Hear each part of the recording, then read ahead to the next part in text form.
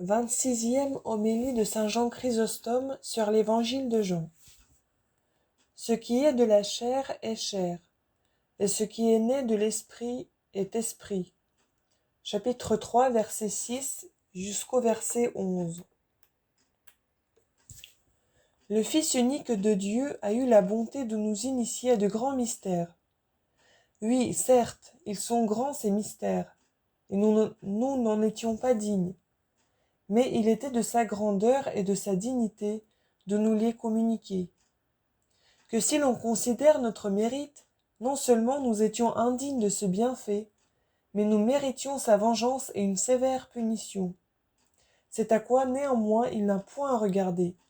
Il ne nous a pas seulement délivrés du supplice, il nous a encore donné une vie bien plus noble que la première, il nous a introduits dans un autre monde, il a formé une nouvelle créature. Si quelqu'un appartient à Jésus-Christ, dit l'Écriture, il est devenu une nouvelle créature. Deuxième épître aux Corinthiens, chapitre 5, verset 17. Quelle est cette nouvelle créature? Écoutez le Fils de Dieu, il vous l'apprend lui-même. Si un homme ne renaît, vous dit-il, de l'eau et de l'esprit, il ne peut entrer dans le royaume de Dieu. Évangile de Jean, chapitre 3, verset 5. Il nous avait confié la garde du paradis de délices. Livre de la Genèse, chapitre 2, verset 15. Nous nous sommes rendus indignes de l'habiter. Il nous a élevés au ciel.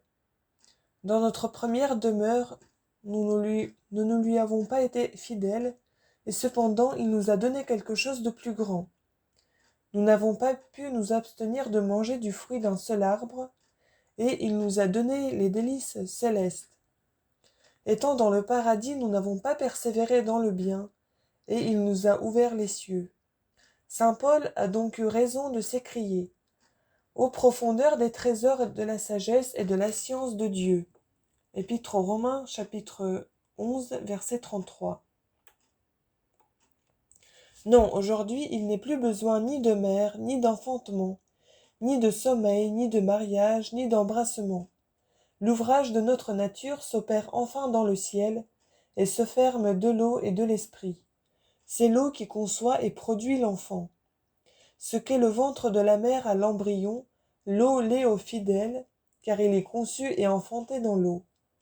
Au commencement, Dieu avait dit que les eaux produisent des poissons vivants. Livre de la Genèse, chapitre 1, verset 20. Mais depuis que le Seigneur est entré dans le fleuve du Jourdain, ce ne sont plus des poissons vivants que l'eau produit. Elle engendre des âmes raisonnables qui portent le Saint-Esprit. Et ce qui a été dit du soleil, qu'il est comme un époux qui sort de sa chambre nuptiale, Psaume 18, verset 5. Maintenant, on le peut dire des fidèles qui jettent des rayons plus brillants que le soleil. Encore, il faut du temps pour que ce qui est conçu dans le sein de la mère se forme et vienne à terme. Mais il n'en arrive pas de même de ce qui se produit dans l'eau. Tout s'y forme en un instant. Quand il s'agit d'une vie périssable, résultat d'une corruption charnelle, le fruit tarde à voir le jour, car il est dans la nature des corps de n'arriver que peu à peu à la maturité. Mais il n'en est pas ainsi des choses spirituelles. Elles sont parfaites dès le commencement. Comme Nicodème, en entendant dire ces choses, se troublait toujours, voyez comment Jésus-Christ lui découvre le secret de ce mystère et lui éclaircit ce qui était auparavant obscur. Ce qui est né de la chair est chair, et ce qui est né de l'esprit est esprit.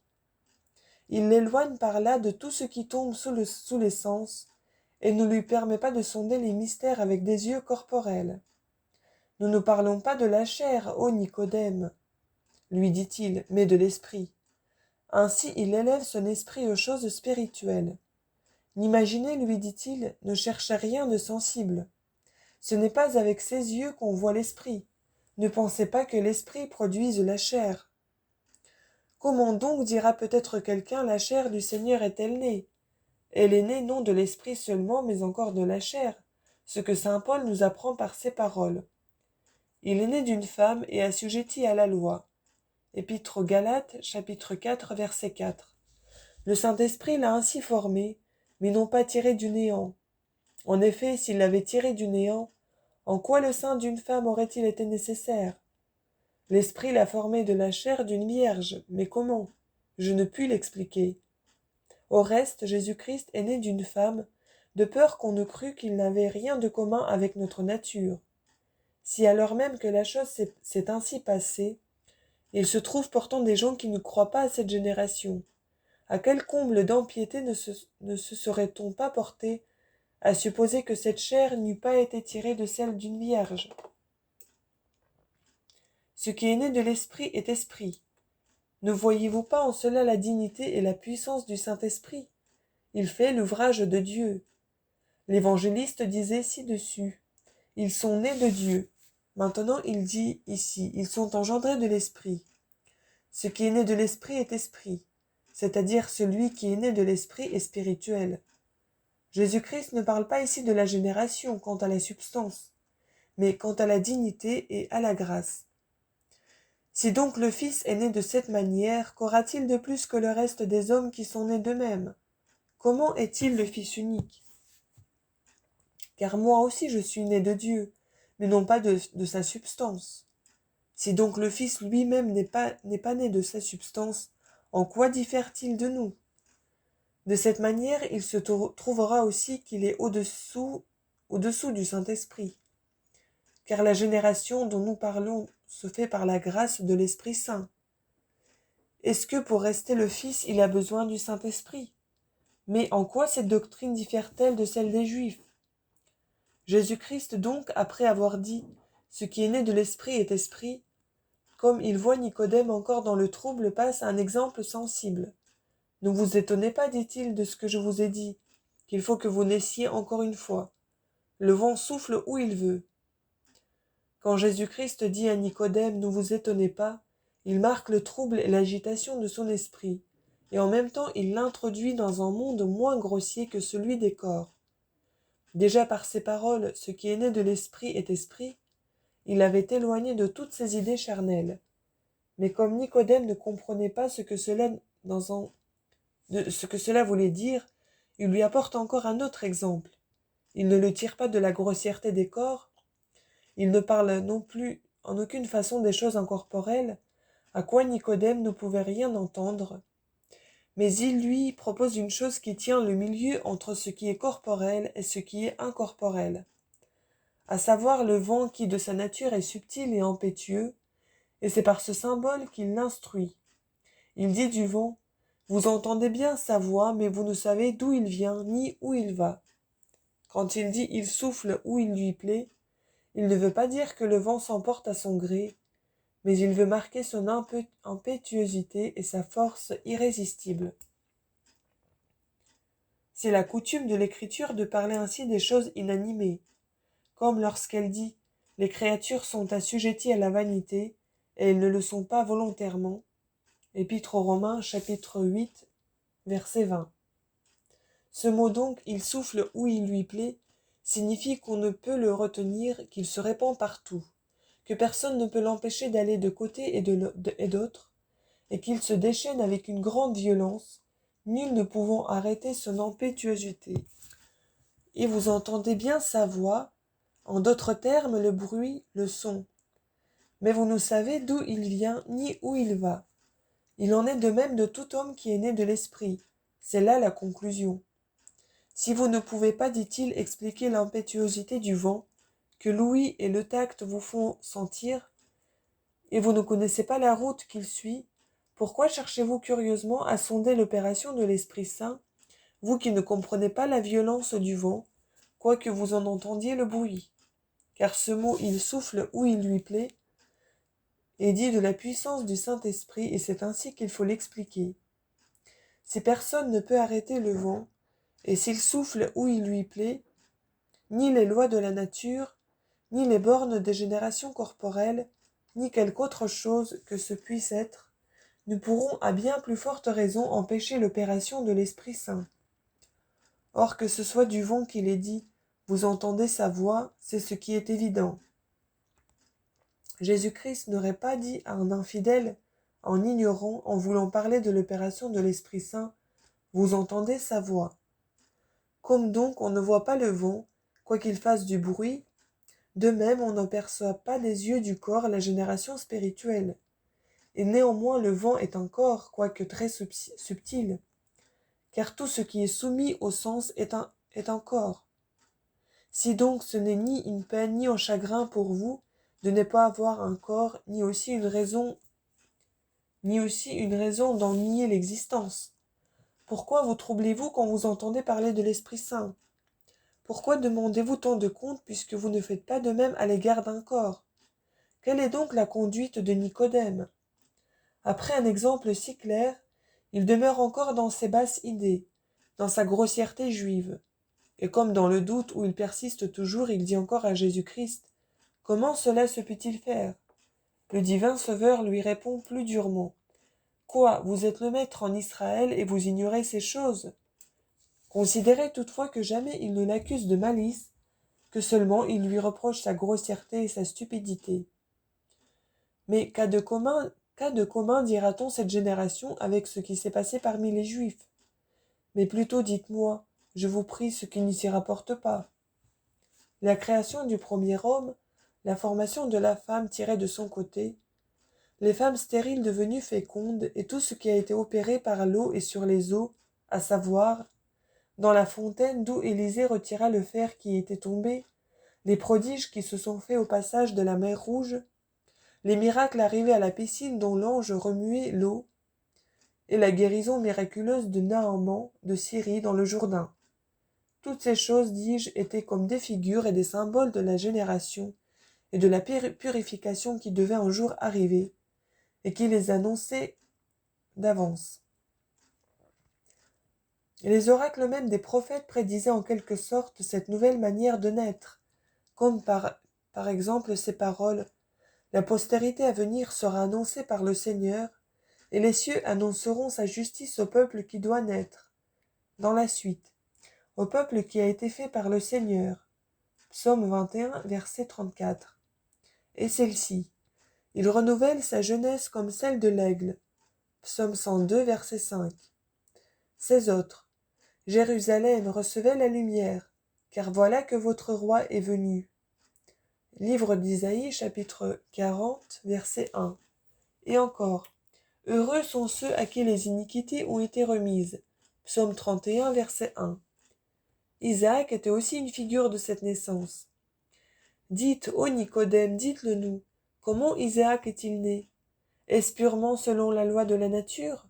Non, donc cela s'est fait d'une manière qui tenait de la naissance naturelle et de la nouvelle naissance. Car Isaac est né dans mariage et d'autre part, il n'est pas simplement né du sang.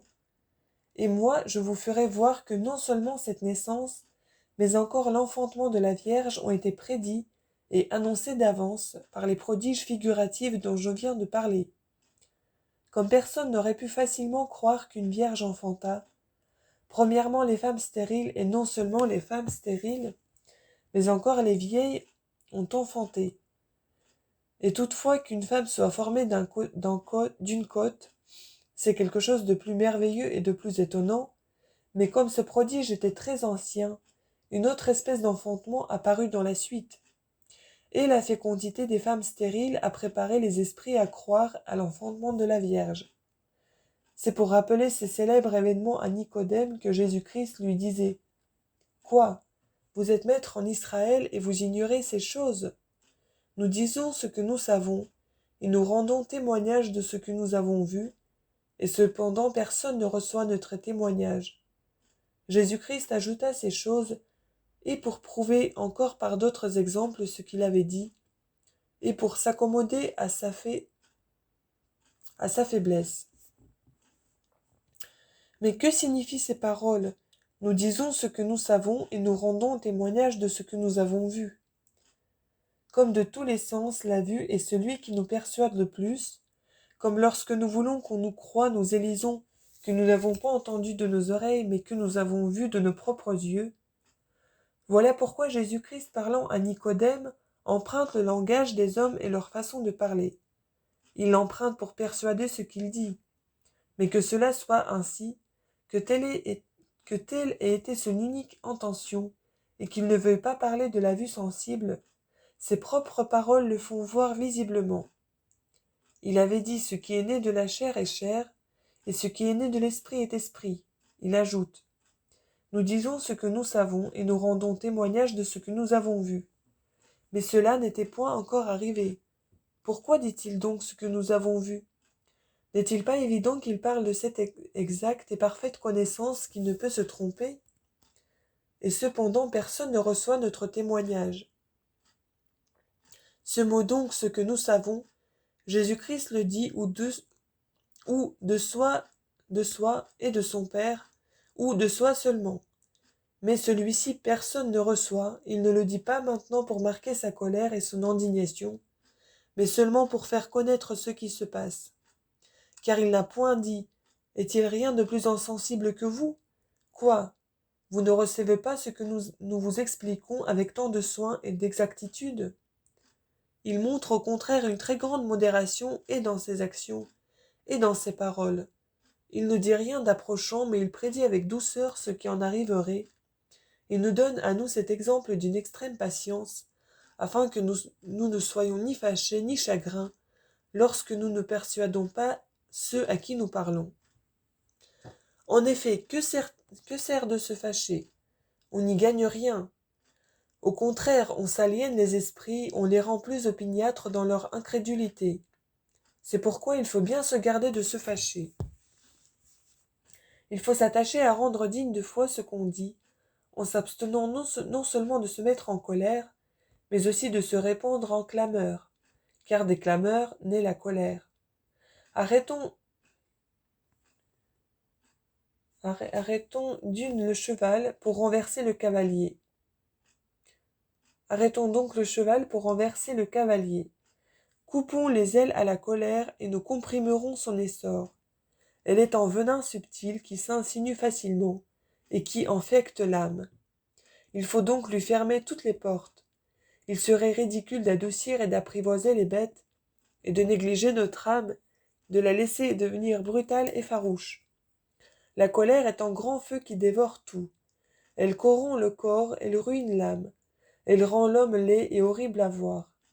Certes, si un homme en colère voulait se regarder en miroir, il ne lui faudrait point d'autre avertissement. Rien n'est plus affreux qu'un visage en colère.